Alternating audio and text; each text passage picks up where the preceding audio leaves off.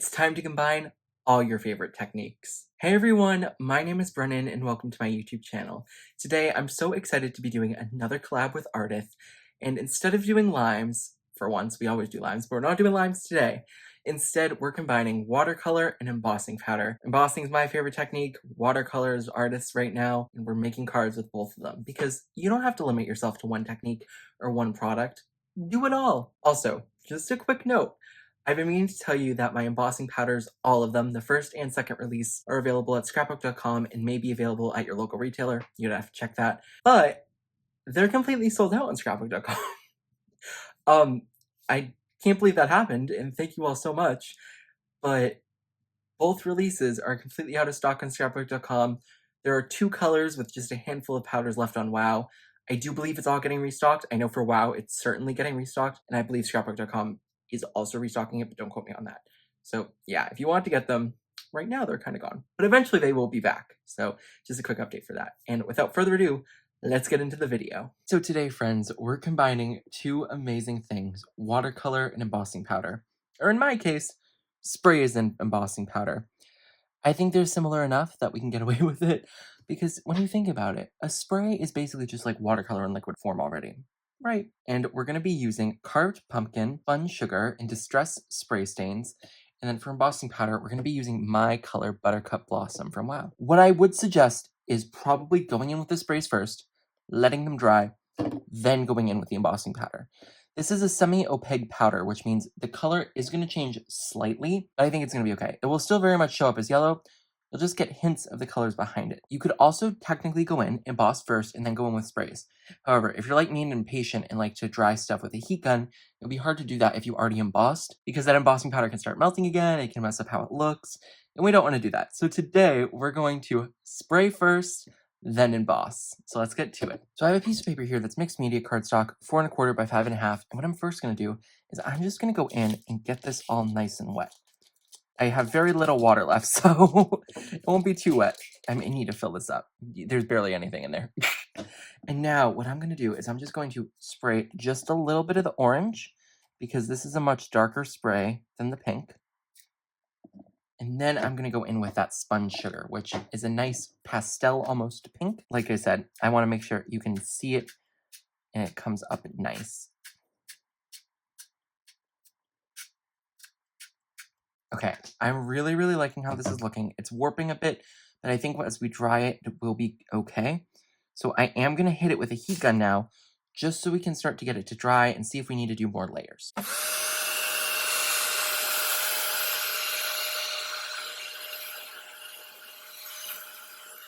This first layer is basically all dry. So what I like to do is I like to first just go in and spray some droplets on there, and then go in with a cloth or a Kleenex or something. I just happen to have a Kleenex next to me. A paper towel would probably work better, but we're just going to go in with a Kleenex because I don't want to get up and go get a paper towel. And then we're going to lift that, because now you can see we're starting to get a lot of dimension in there. I tend to do 2 rounds of my sprays, so we're going to do that again. So I'm just going to hold my spray far away, and just lightly press so we can get almost a splatter look. And then we'll go in more in some areas than others. And now we're going to go in with the sponge sugar and do the exact same thing. And I'm also, once again, going to spray a little bit of water to get these colors all nice and moving. And we're going to heat it up.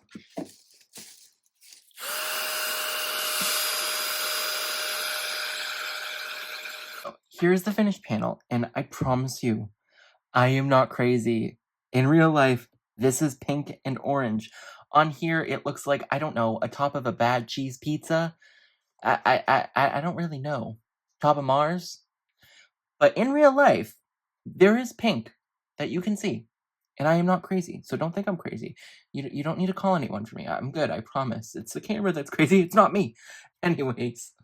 Now, we're going to go over this with a stamp, ink it up, and emboss it. It is imperative that you make sure this is fully dry before you emboss. Because if there's even a tiny little bit of wetness, you're done. It's done. It's over. It's kaput. Throw it all away. Throw the craft room away. Yeah, you don't want to do that. Because what's going to happen is the embossing powder is going to stick literally everywhere. anywhere there's like an ounce of moisture, it's over. So make sure, I cannot stress this is enough, make sure it is fully dry to get good embossing results. I'm feeling this, and I still feel like a little wet spot down here, so I'm going to make sure that's fully dry before I go emboss. Since this is a collab with Ardyth after all, I think it would be a crime against humanity not to put this down to 4 1/4 by 4 1/4 square card. So that's what we're going to do. Just line this up here. Watch out! So now we have a nice square. I've dried this panel more times than I'd like to admit, so it's time to stamp it. I'm going to be going in with the Whimsical Floral background stamp from Simon Hurley and Ranger. And we're going to be using our Buttercup Blossom embossing powder, or my Buttercup Blossom embossing powder. Can't believe I can say that still. What I'm going to do is I'm just going to stamp this right in the center and then go over with the embossing powder. But before we do anything, the most critical step, get ready for it, guys. Use your anti-static powder. Just do it. Just do it. It'll save your sanity, my sanity. So we have that all nice and coated. So now what I'm going to do is I'm going to pull out my Misty. We got that. We're going to open the Misty, take out the black little pad, and we're going to put in a stick and stamp mat from Brutus Monroe. Did these get discontinued? I swear I saw something that they're not making them anymore, which I'm really saddened by because I love these for the Misty because you're still able to have like a sticky mat, but then able to stamp with like red rubber. And even if you're not using red rubber for a background stamp, it's really good to get it in the center of your Misty because you're not going to get equal pressure along these edges here. So lining everything up in the corner isn't great. Also, you can see this stick and stamp mat, used, abused, loved. I use it. I use it, guys. So we're going to peel this stamp off here. And these little flowers in the center come out, so they might like kind of pop off when we're placing it. And that's okay. We can just press them back in like so. And I think that's lined up, so we're covering the whole, we're covering the whole card front there. So we'll put that in the corner. We will pick the stamp up. The mat, oh, I'm surprised the mat didn't come up with it.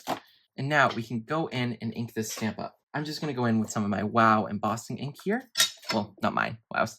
I don't have an embossing ink, but I do have embossing powder. And we're just going to ink this bad boy up. I think this card, if you don't have my embossing powders, or maybe you don't have a yellow, would work so well with gold. Even clear. Clear works surprisingly well in instances like this. It just adds a layer of gloss and shine, and I think it's really, really nice to use. Clear is underrated. You can do so much more than just emboss a sentiment. So now we are just going to press this bad boy down. I love this pressure tool. Even though I forget to reach for it. But when I use it, I'm like, oh my gosh, why don't I use this more? So I'm starting to see that embossing ink. Let's just do one more round, and then I think we should probably be good. And once again, we're just going to come in here and give this a nice pressure. Okay, and let's open this and see. And there, I think that should probably be good. I can really see all that embossing ink on there. So we should probably be good. Let's cross our fingers. And toes while we're at it.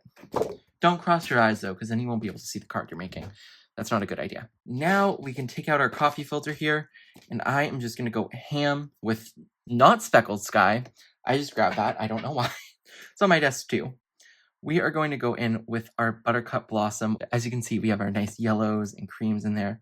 We're just going to pour this on and hope our card was dry enough. And I do think there might be a little bit of not dryness to it, but it's okay. It's dry enough. Like I said, you probably should have waited longer than I did. Or down here too. Okay, so our card here, mostly covered. So as this melts, the yellow is going to take on more of the pink and orange in the background. And it's going to really change how it looks, because right now it looks kind of but it's going to look pretty different once it melts. So let me go heat that up. I'm going to heat it from the bottom. I always think it's best to heat embossing powder from the bottom. That way it doesn't blow away. For this one, there isn't glitter or bigger pieces, so you don't have to worry about that, but I still find it better. So that's what we're going to do. And there we go with that powder all melted. I told you it was going to change how it looks, and it did. You get almost a speckled look with the orange and pink popping through, and I'm really, really happy with how that turned out. I think it looks really fun. So for the sentiment, I think I'm going to do Hello Beautiful, because I have this nice, beautiful, scripty sentiment. It says beautiful. I'm not saying it's beautiful. It says beautiful. From, I believe, Pink Fresh. Don't quote me on that. I think it's Pink Fresh. It was like in a set. I don't have the name of it, so I apologize.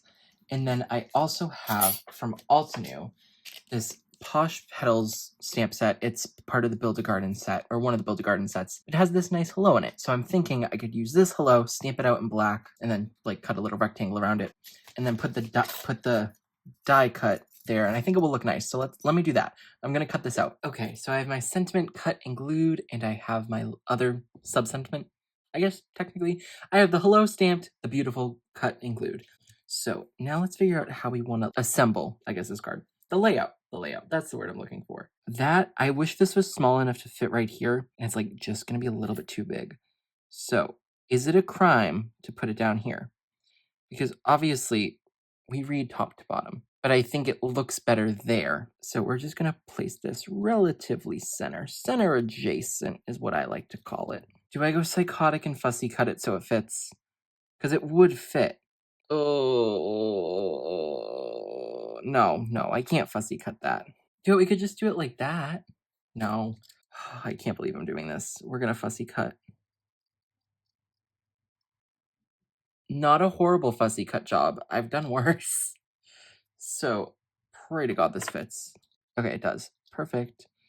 So, let's put it right about here, I think. Yeah, that looks good to me.